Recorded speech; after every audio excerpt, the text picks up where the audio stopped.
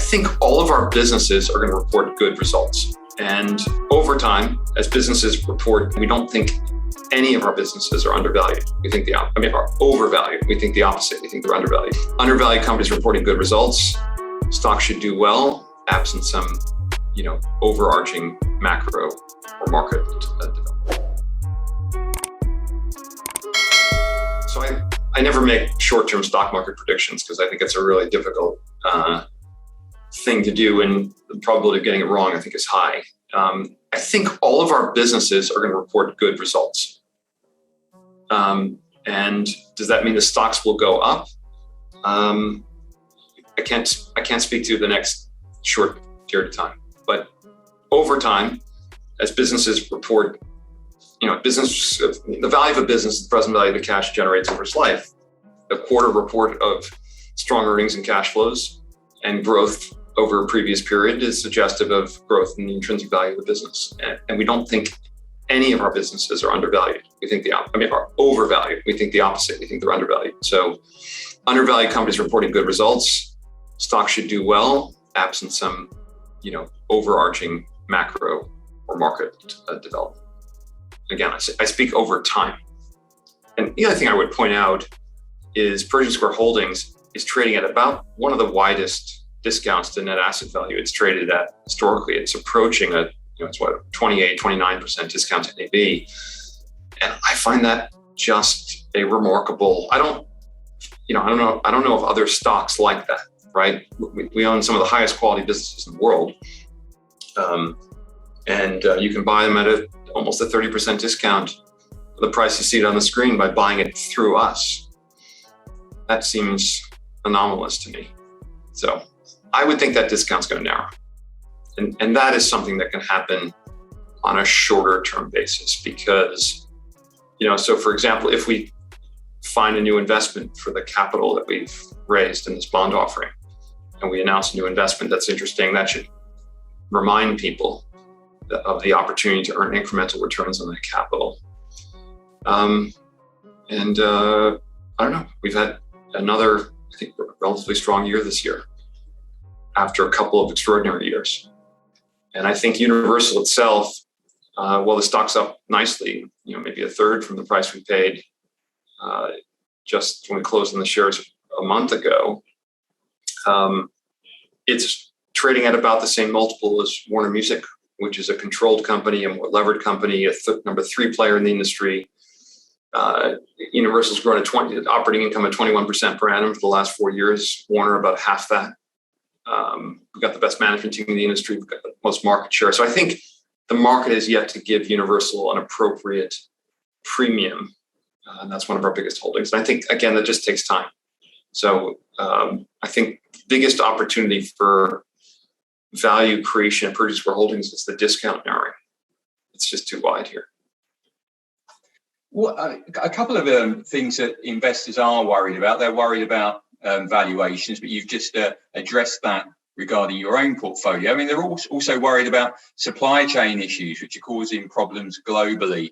Now, there's a lot of talk about a major correction is now due. I know you don't like speculating on short-term movements, but where do you, on that argument about whether a correction is around the corner? I mean, whether that be just taking out a bit of the froth from the market. I mean, do you think they're right?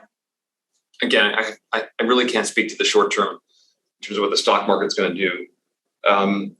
What's interesting is, I would have to analyze the meaningful percentage of the companies in the S&P 500 to give you a view on whether it's cheap or expensive.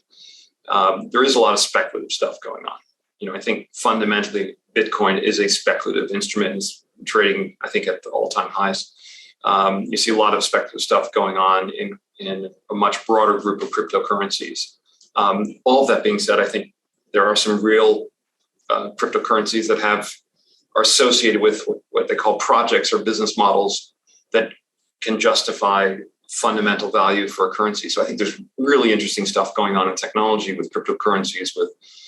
I do a lot of venture capital personally, and that gives me a peek into what's going on in the world. I think there's a lot of great developments, but I do think we've had an unprecedented amount of fiscal and low rate support. It seems like this Delta variant. The statistics are looking a lot more favorable in our country and certainly in Europe, in the UK, and I think more broadly, I see a path through the virus. So, and we're going to have a world where people are really going to want to live again. And so I think you're going to see a big pickup in the service economy, hospitality, travel, people spending money. And so I just think that's a pretty strong backdrop. Low rates, well-capitalized banks, well-capitalized consumer, a desire to live again. We could have a very, very strong economy. I think we probably will. The constraints are constraints, but they're driven by all the demand. And I think people are going to come back to work. People are going to be in offices again.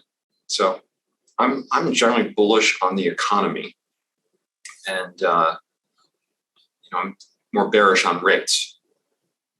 So look, you've mentioned a few themes there. I was going to ask, given how 2021 has played out, what's your view on the big themes that investors, globally, really should be preparing for in 2022? Are there any stocks or sectors, ideas investors should be thinking about and owning?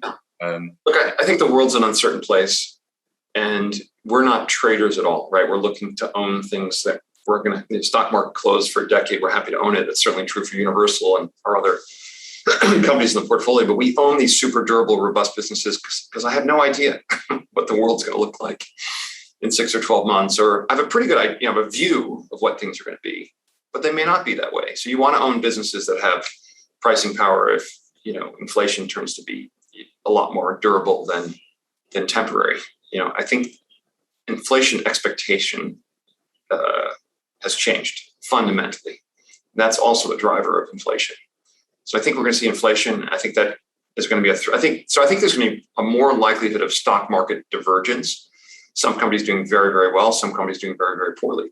Companies that can't pass through wage inflation and goods inflation to their customers are going to do poorly, if I'm right about inflation. So the better the business, the better it does, I think. And you want to own the best businesses in the world, in an uncertain world, in an inflationary world. If you're good or better than we are at trading commodities, there's probably a ton of money to be made. It's not what we do. Great. Bill Ackman, CEO of Pershing Square Holdings, thank you very much for joining me today. Sure. Thank you, Lee. Appreciate it.